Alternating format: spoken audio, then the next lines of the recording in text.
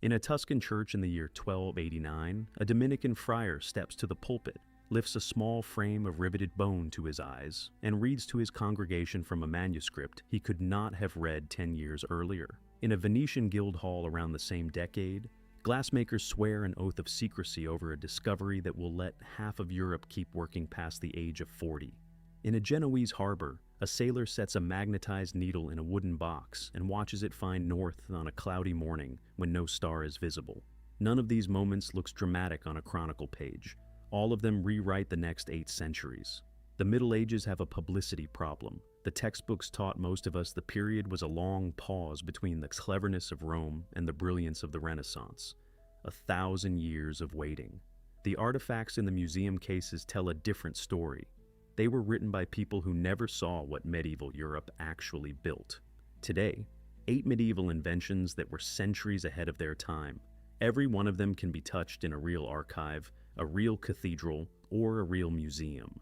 Every one of them is the direct ancestor of a technology you used this morning, and every one was figured out by people we still describe, by reflex, as backward.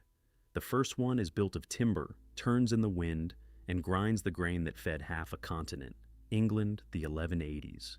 Across East Anglia, Sussex, and the Low Countries, a strange new silhouette rises out of the flat landscape. It is a wooden box on a single oak post, mounted so the entire body of the structure can be rotated by hand to face the wind. Inside, 4 sails turn a horizontal shaft, which turns a vertical one, which turns a millstone. The contraption is called a post mill. It is the first wind machine in human history that can be aimed. The earliest unambiguous reference comes from a 1185 charter at Weedley in Yorkshire, where a windmill is leased for 8 shillings a year. Within 50 years, there are post mills in Normandy, Flanders, Brabant, and as far east as Poland. By the time the abbot of Bury St. Edmunds, Samson, threatens in 1191 to tear down a rival mill built without his permission, the technology is already so widespread that monastic landlords are fighting over it in court. The whole structure, often weighing several tons, balances on a single vertical post anchored in a cross-tree of beams below. A long tail pole projects from the back. A miller pushes the tail with his shoulder, and several tons of wood, gears, and grain rotate around the post until the sails meet the wind head-on. There is no Roman precedent for this. Rome had water mills. Persia had primitive vertical shaft windmills that could only catch wind from one direction. The European post mill is a different machine. It is the first time a population without flat, reliable rivers, Northern Europe in winter, could industrialize the milling of grain at scale. By the late 13th century, the post-mill silhouette is so common in the Low Countries that you can read tax records village by village simply by counting them. What conventional history misses is how much engineering knowledge sits inside that turning wooden box.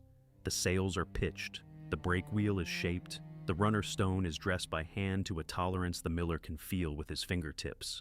None of it is written down. It lives in the hands of millwrights, passed from one generation to the next.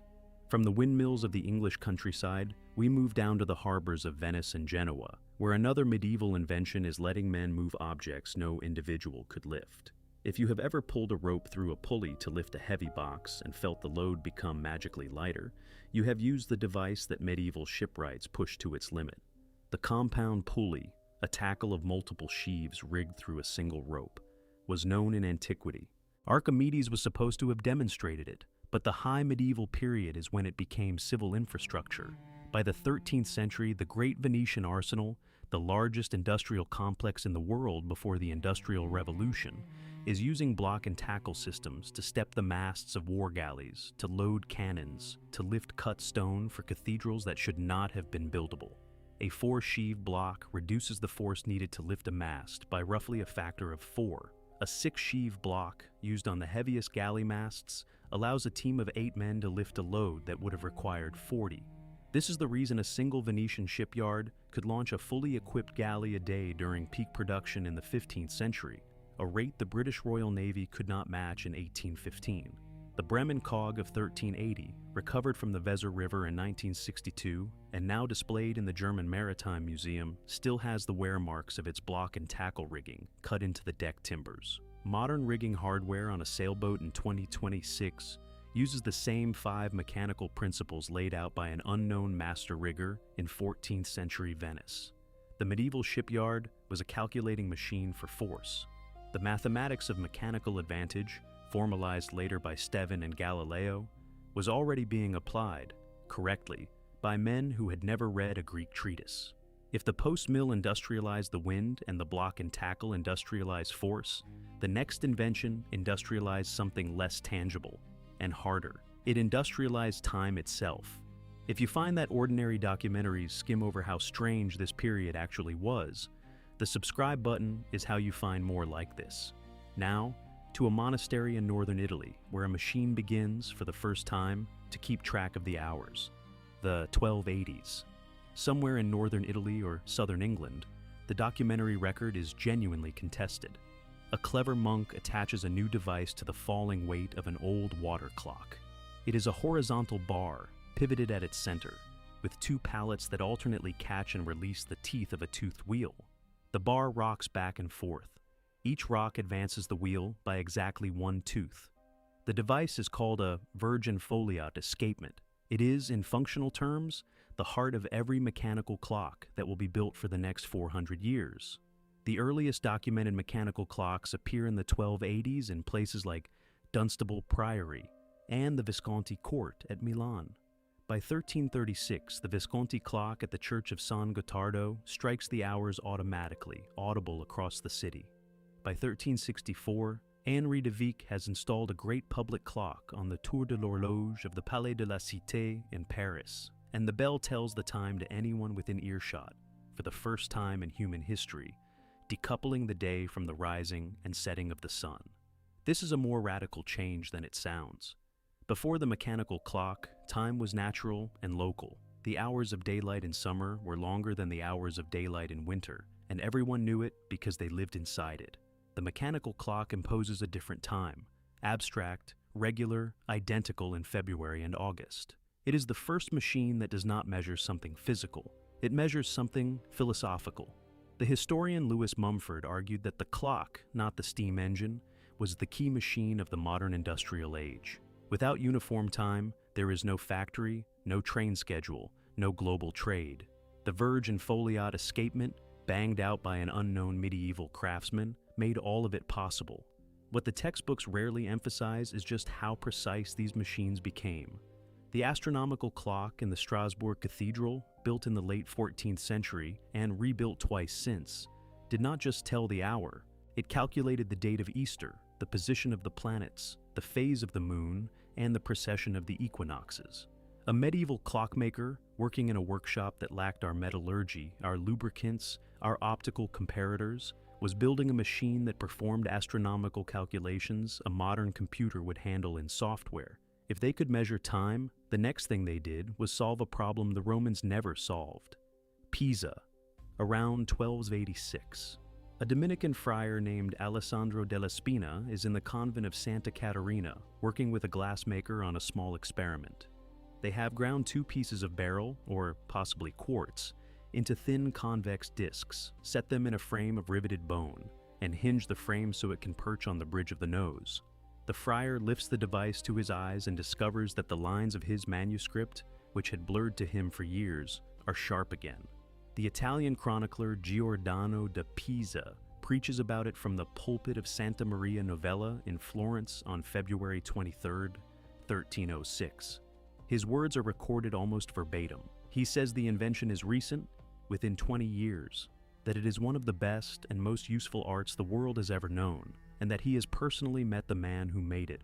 The historian Edward Rosen, working at Columbia in the 1950s, was the one who pinned the invention to that 1280s window with a precision the older sources had blurred. What had been invented was not just a device, it was an extra working life.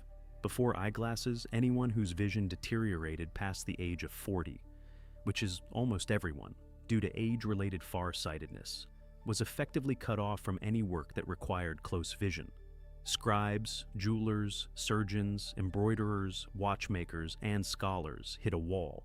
After eyeglasses, the productive life of a skilled craftsman extended by 20 or 30 years. The Florentine Guild records show a measurable surge in scribal output after 1300.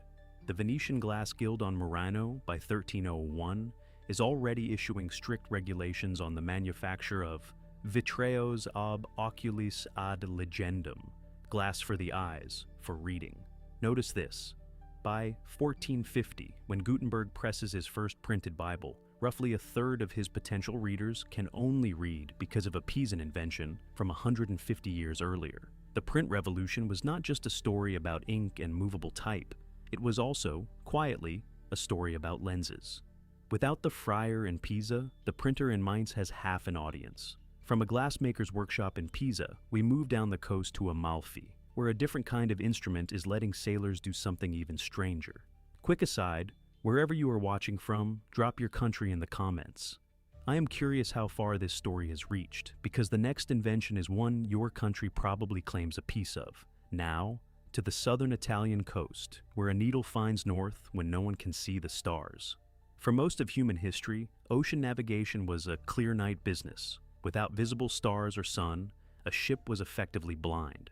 The change comes in the late 13th century in the maritime cities of southern Italy, where a tradition arises, possibly at Amalfi, of mounting a magnetized iron needle on a vertical pin inside a wooden housing, with a graduated card divided into 32 points. The instrument was called the bussola.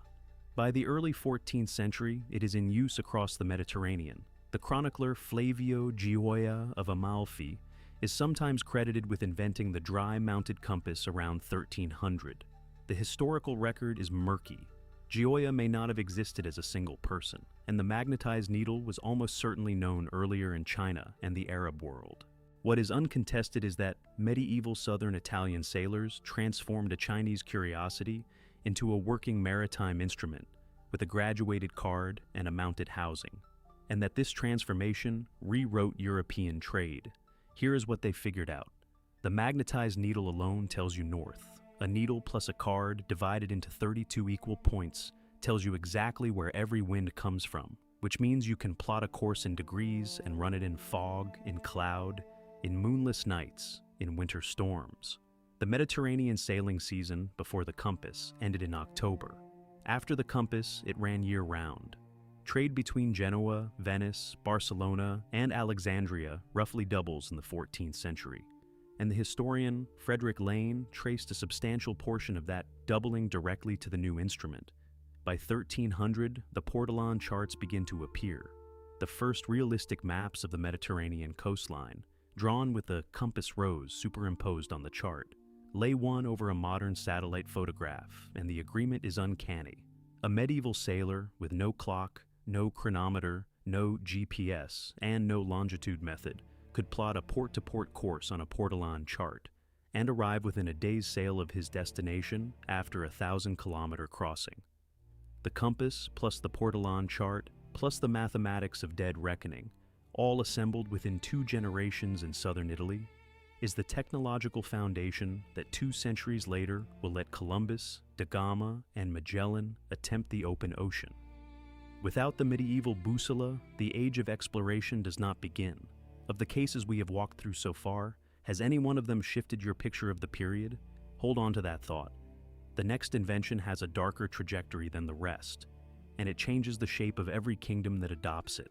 Gunpowder is the case that requires the most careful framing, because it is also the most familiar. The chemistry was discovered in Tang Dynasty China, possibly as early as the 9th century, by alchemists looking for an elixir of immortality and finding instead a mixture of saltpeter, sulfur, and charcoal that exploded when ignited. By the 11th century, the Chinese are using it militarily in incendiary arrows and primitive bombs. What the textbook story underweights is what medieval Europe did with it after the formula arrived in the West around 1240. The English friar Roger Bacon describes the formula in his Opus Majus around 1267, in a deliberately encrypted passage. By the 1320s, illustrations in the Walter de Milamea manuscript at Christ Church, Oxford, show a fully recognizable cannon, a vase-shaped iron tube loaded with a metal bolt, fired by a man holding a glowing iron to a touch hole. In less than a century, gunpowder went from a Chinese curiosity to a working artillery system that could break the walls of feudal castles. What the medieval European armorers contributed was metallurgy. The Chinese had bamboo and bronze. The Europeans had wrought iron, and then, by the 1370s, cast bronze. Once a cannon could be cast in a single piece, the chamber pressures could rise, the barrel length could grow, and the projectile mass could climb from a few kilograms to several hundred. The siege of Constantinople in 1453 was won, by some readings, not by Ottoman strategy, but by the giant cast bronze bombards built by the Hungarian master gunsmith Orban. Guns that fired stone balls weighing nearly 600 kilograms, and brought down the Theodosian walls that had held for 1,000 years. There is a quieter point. Once a peasant with 3 months' training and a hand cannon could kill an armored knight who had spent 20 years learning the sword. The entire economic basis of feudal society began to crack. By 1500, the European state, taxing, raising standing armies, running gun foundries, had begun to take on the shape that would carry it to global dominance. If gunpowder broke walls of stone, the next invention broke walls of a different kind. Mainz, the German Rhineland, the early 1450s, a goldsmith and inventor named Johannes Gensfleisch zur Laden zum Gutenberg has been working in secret, financed by loans from the merchant Johann Fust, on a project that combines several existing technologies in a way no one has combined them before. He has cast individual letters in a metal alloy of lead, tin, and antimony, a recipe whose proportions modern type foundry historians have analyzed and found nearly optimal for the casting and durability of small reusable pieces. He has set those letters into a wooden frame called a forme. He has adapted a wine press, modified to apply uniform pressure to a sheet of paper laid against the inked frame. The Chinese had carved wooden block prints since the 8th century. The Korean Goryeo dynasty had cast bronze movable type since the early 13th century, and the world's oldest surviving book, printed with movable metal type, the Jikji, was made in Cheongju in 1377, fully 80 years before Gutenberg. What Gutenberg added to that lineage was a system. He combined movable metal type, the optimized alloy, the oil-based ink that would adhere to metal surfaces, the matrix and punch method of mass-producing identical type pieces, and the screw press into a workshop process that could produce a printed page in a fraction of the time any earlier method allowed. The numbers are stark. By 1450, when the Gutenberg Bible enters production, the total number of books in Europe, accumulated over 1,000 years of manuscript copying, is estimated at around 30,000. By 1500, 50 years later, that number is over 12 million. A 1,000-year accumulation, multiplied by 400 in 2 generations. By 1517, when Martin Luther nails his theses to the door at Wittenberg, the Reformation propagates across Europe in months, not decades, because the printing press is already a continent-wide system. The Gutenberg type pieces, recovered from later print shops and analyzed by metallurgists at the Max Planck Institute and elsewhere, show a remarkably consistent alloy composition, within a few % across pieces. To cast that consistently in a 15th century workshop, with bellows-fired crucibles and hand-poured molds, required a level of process control the surviving documentation does not describe in any technical detail. As with so many of these cases, we know what the workshop made. We do not know exactly how the master adjusted the process from one batch to the next. By 1480, there are printing presses in more than 100 European cities. By 1500, the press is the primary infrastructure of European intellectual life. The textbooks now describe it as inevitable. It was not. It was assembled by hand in one workshop by a man who died nearly bankrupt and watched his press repossessed by his creditor. Stay with me. The 8th case is the least visible of the 8 and the most important. If the printing press was the most visible medieval invention, the 8th is the one that quietly runs the modern economy. It is not a machine. It is a way of writing on a page. Venice, 1494. The Franciscan friar and mathematician Luca Pacioli publishes a 600-page mathematical treatise in his native Italian rather than in Latin titled Summa de Arithmetica, Geometria, Proportioni et Proportionalita. Tucked inside it is a 36-page section called Particularis de Computis et Scripturis, the particulars of accounts and writings. In it, Pacioli describes, with full clarity, a method Venetian merchants have been using for at least 2 centuries. It is called partitadopia. We call it double-entry bookkeeping. Here is what it does. Every economic transaction is recorded twice. Once as a debit to one account, once as a credit to another. The two entries must always balance. At the end of any period, the sum of all debits must equal the sum of all credits. And the difference between certain accounts gives, automatically, the firm's profit or loss. It sounds trivial. It is the foundation of every modern corporation, every banking system, every audited financial statement, every stock market. The earliest surviving full set of double-entry books in Europe belongs to the Massari of Genoa in 1340, 150 years before Pacioli wrote it down. Surviving fragments suggest the system was already in use in Florence and Venice in the late 13th century. The Italian merchants of the High Middle Ages had figured out, by trial and error in their counting houses, that you could only see whether a complex partnership was actually profitable if you tracked every transaction from both sides, and that the act of forcing the books to balance would reveal errors and frauds no other method would catch. What follows from this innovation is hard to overstate. Without double-entry bookkeeping, there is no joint stock company. Without the joint stock company, there is no Dutch East India Company, no London Stock Exchange, no industrial financing, no modern capitalism. The economist Werner Sombart argued, controversially but durably, that capitalism in its modern form was a direct consequence of the medieval Italian counting house. A merchant in 1340 could see on a single facing page the entire financial state of an enterprise spread across 3 countries and 2 languages. No king in Europe had that level of clarity over his own treasury. What is striking is how invisible this invention has become. You will never see partitadopia in a museum case. There is no monumental object to photograph. And yet, every spreadsheet you have ever opened, every receipt you have been handed, every audited annual report, every line of accounting software sits on top of a method written down by a Franciscan friar in 1494 and used by Venetian merchants 2 centuries before that. 8 inventions, 8 workshops. 3 centuries. The textbooks are still learning to take seriously. The medieval craftsmen, working without a scientific revolution, without a research university, and often without literacy, produced inventions whose downstream effects shaped every century that followed. And in nearly every case, the technical knowledge lived in the hands of a master and the apprentices around him, not on a written page. This is the deeper point. We did not lose medieval knowledge because medieval people were less clever than we are. We lost it because the medieval workshop kept its secrets in muscle memory and oral instruction, and when the workshop closed, the knowledge closed with it. We do not have a knowledge gap. We have an apprenticeship gap. Modern universities can recover the chemistry of Gutenberg's alloy and the geometry of a Portolan chart, but they cannot recover the feel of the millwright